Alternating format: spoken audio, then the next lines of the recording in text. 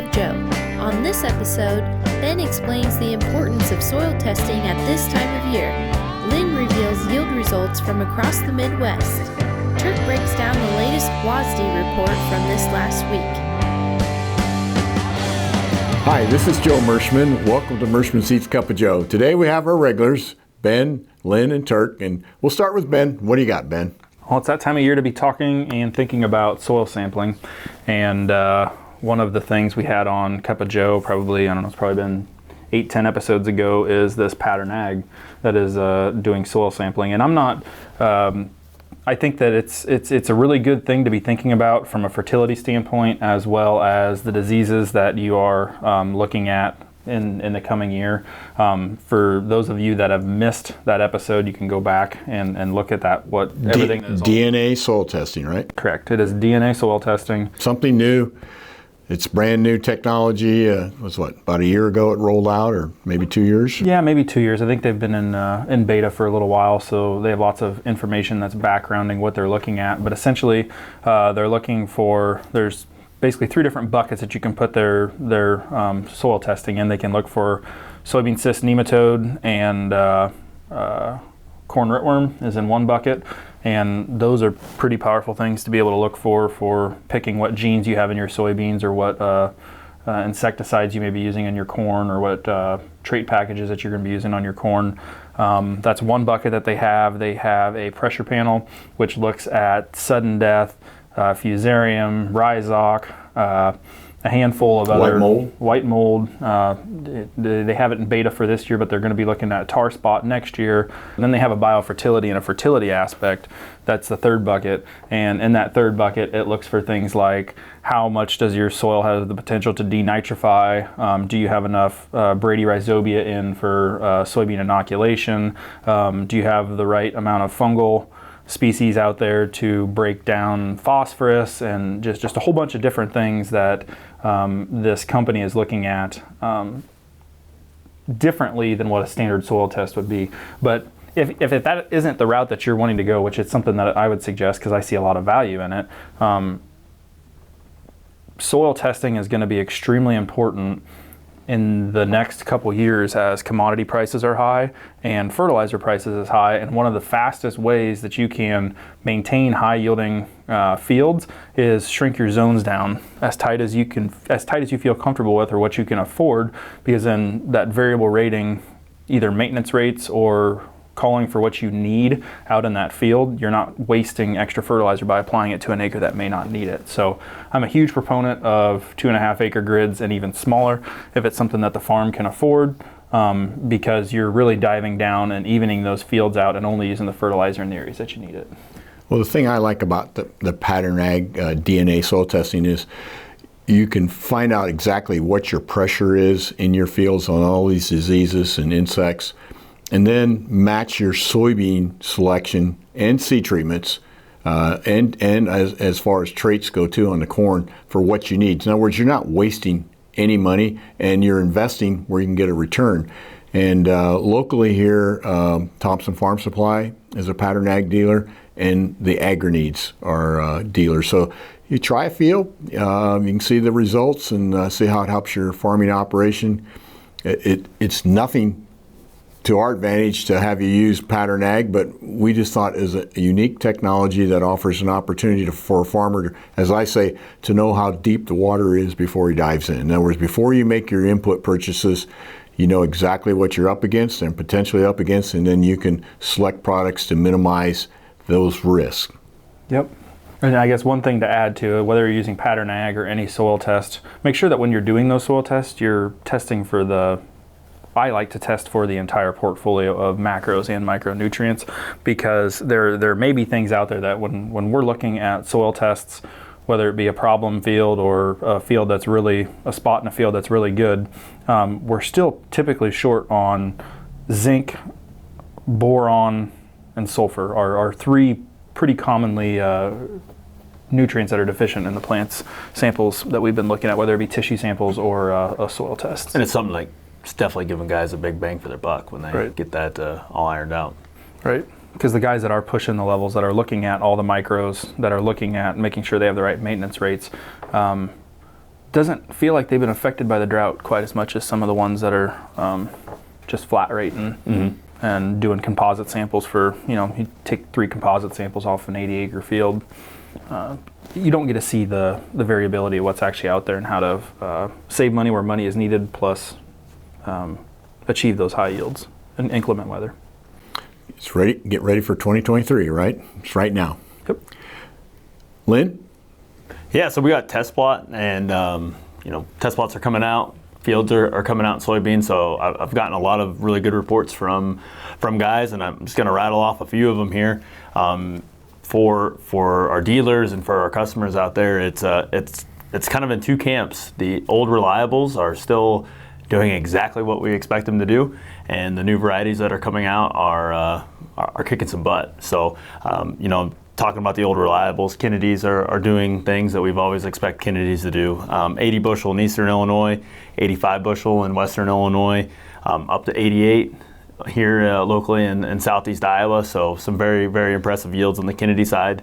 Apaches, Brian had sent us a few over the weekend of 80 plus bushel Apaches. So, and that was in Butler County, right? Yep. Iowa? Yep. So northern Iowa, the Apaches are doing well. Nebraska, they're doing really well too. Yeah. I mean, we've heard almost 100 bushel yields coming out of Nebraska. So, I mean, the Apaches, the old reliables. Yeah, exactly. I would probably throw McKinley's. I know they're 21. We've got to look at them a little bit earlier. They're in that same Kennedy camp, so they're doing extremely well. And then on the new product side of it, Cheyenne, Chippewa, Jefferson, Truman. I mean, those are the 4 that are sticking out so far.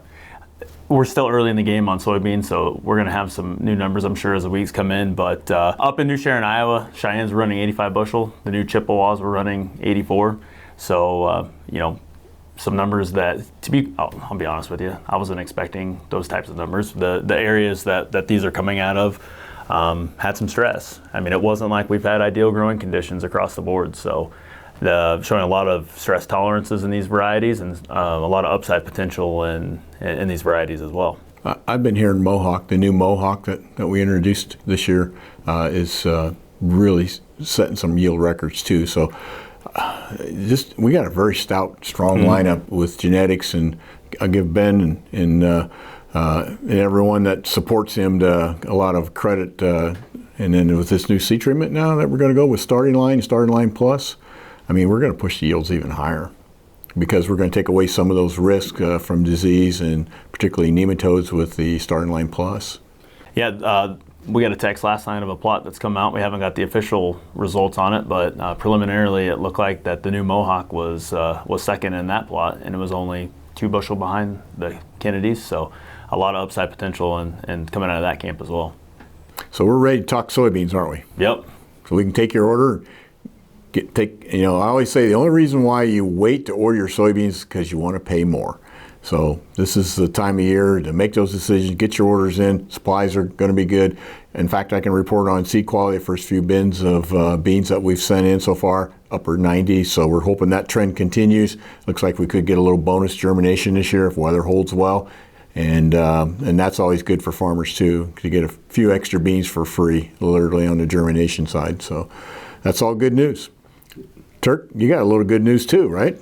Yeah, Wednesday this week, the WASDE report come out, and trade was expecting some kind of neutral numbers on corn and maybe some a little bit higher numbers on beans, and they got a little bit surprised because the bean number actually come in lower on the forecast yields.